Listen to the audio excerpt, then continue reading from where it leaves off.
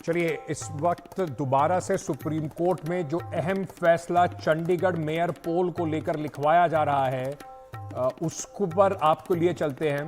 Court ने चुनावी पूरी प्रक्रिया को रद्द करने से मना कर दिया है। कोर्ट ने कहा है कि सिर्फ परिणाम को रद्द किया गया है जिसमें धांधली की गई थी। रिटर्निंग ऑफिसर द्वारा जारी नतीजा गैर कानूनी है। सुप्रीम कोर्ट ने कहा कि पुराने परिणाम को हम रद्द कर रहे हैं। यह एक बड़ी खबर है। सुप्रीम कोर्ट ने यह भी कहा है साथ में कि सुप्रीम कोर्ट ड्यूटी बाउंड है कि वो इस पर एक फैसला दे, संतोषजनक फैसला दे। सुप्रीम कोर्ट का यह अभूतपूर्व कदम है जिस तरीके से यह कहा जा रहा है। कोर्ट ने कहा है कि जो पेटिशनर हैं उनको जो इस तरीके से दोबारा मेयर का जो चुनाव है उसमें उन 8 वोटों को वैलिड माना जाए और आम आदमी पार्टी के कुलदीप कुमार, आम आदमी पार्टी और कांग्रेस के संयुक्त उम्मीदवार कुलदीप कुमार को चंडीगढ़ का मेयर घोषित किया गया। यह अभूतपूर्व फैसला है सुप्रीम कोर्ट का और बहुत जबरदस्त। ये कहीं अगर कहा जाए तो सुप्रीम कोर्ट ने साथ साथ पंजाब और हरियाणा हाईकोर्ट रजिस्ट्री से मसीह को कारण बताओ नोटिस जारी करने का भी आदेश दिया है। और उन्होंने कहा है कि अनिल मसीह जो है, ये केस जो है, ये सेक्शन 340 सीआरपीसी की धाराओं के अंतर्गत अनिल मसीह के खिलाफ कार्रवाई होनी चाहिए और इनको कारण बताओ नोटिस भी दिया जाना चाहिए। ये एक बहुत बड़ी जीत है आम आदमी पार्टी और कांग्रेस के लिए। सुप्रीम कोर्ट ने आम आदमी पार्टी और कांग्रेस का जो ज्वाइंट उम्मीदवार था उसको चंडीगढ़ का मेयर घोषित किया है। हमारे सहयोगी शरद इस वक्त हमारे साथ जुड़ रहे हैं। शरद, ये बहुत अभूतपूर्व फैसला है सुप्रीम कोर्ट ने, और आज भी कोशिश की गई कि कहीं ना कहीं पूरी प्रक्रिया को, क्योंकि कहा कि मेयर ने रिजाइन कर दिया है, पूरी प्रक्रिया को दोबारा से करा लीजिए। सुप्रीम कोर्ट ने उन सब दलीलों को खारिज करते हुए कहा कि ये जो 8 वोट हैं ये वैलिड हैं और जो आम आदमी पार्टी और कांग्रेस के उम्मीदवार हैं वो चंडीगढ़ के मेयर होंगे।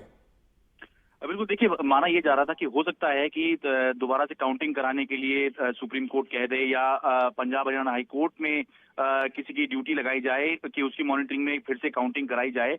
लेकिन ये वाकई में ऐतिहासिक है कि खुद सुप्रीम कोर्ट ने ये देखा कि जो दावा किया गया रिटर्निंग ऑफिसर की तरफ से कि डीफेस थे बैलेट पेपर, इसलिए उन पे मार्क लगाए थे, लेकिन सुप्रीम कोर्ट ने अपने रिटर्न ऑर्डर में ये भी कहा कि कोई डीफेस नहीं थे और एक खास तरह के मार्क एक पर्टिकुलर कैंडिडेट के लिए जो वोट जा रहे थे उनके ऊपर लगाए गए थे। और इसीलिए बजाय इस पे कि ये जो फैसला है ये किसी और पर छोड़ा जाए, हाई कोर्ट पर ये फैसला छोड़ा जाए, सुप्रीम कोर्ट ने खुद ही ये देखते हुए कि सभी जो इनवैलिड वोट किए गए, सुप्रीम कोर्ट ने यह भी माना कि एक अमान्य अवैध बनाने के लिए ही खास तरह के निशान जो हैं रिटर्निंग ऑफिसर अनिल मसीह ने लगाए थे।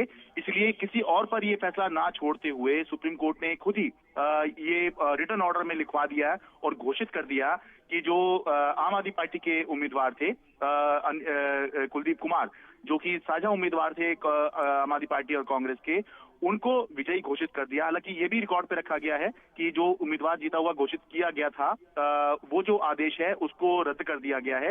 ये भी रिकॉर्ड पे लिया गया है कि वो पहले ही इस्तीफा दे चुके हैं। जो बीजेपी के मेयर थे वो इस्तीफा पहले दे चुके हैं।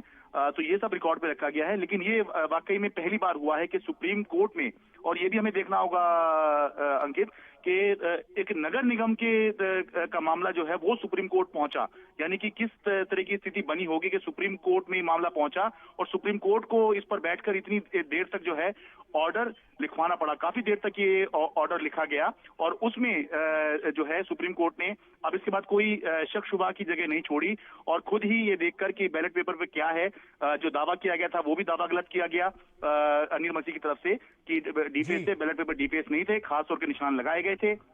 ये सारा साबित हुआ और उसके बाद आम आदमी पार्टी के जो उम्मीदवार थे उनको विजयी घोषित कर दिया गया है। अब कुछ देर में संभव है कि आम आदमी पार्टी की तरफ से प्रेस कॉन्फ्रेंस हो या खुद अरविंद केजरीवाल भी जो है संभव है कि प्रेस कॉन्फ्रेंस करने आ सकते हैं, क्योंकि इसका एक बड़ा पॉलिटिकल मैसेज भी है। ये लीगल तो मामला था ही अंकित, और इसका पॉलिटिकली मैसेज ये भी था कि आम आदमी पार्टी ये हो या कांग्रेस, वो इंडिया अलायंस के तौर पर इसको एक बड़ी जीत के तौर पर दिखाना चाहते थे, लेकिन ये जीत नहीं हो पाई और बीजेपी ये चुनाव जो है उसे जीता हुआ घोषित कर दिया, जबकि जो नंबर्स थे वो आम आदमी पार्टी और कांग्रेस के जो गठबंधन था उसके पक्ष में थे। बिल्कुल। तो ये पॉलिटिकली भी एक बहुत बड़ी खबर है, खासतौर से एक जो बहुत इंडिया बड़ा बहुत मैसेज संकट में चल जाएगा रहा है। भारतीय जनता पार्टी के लिए।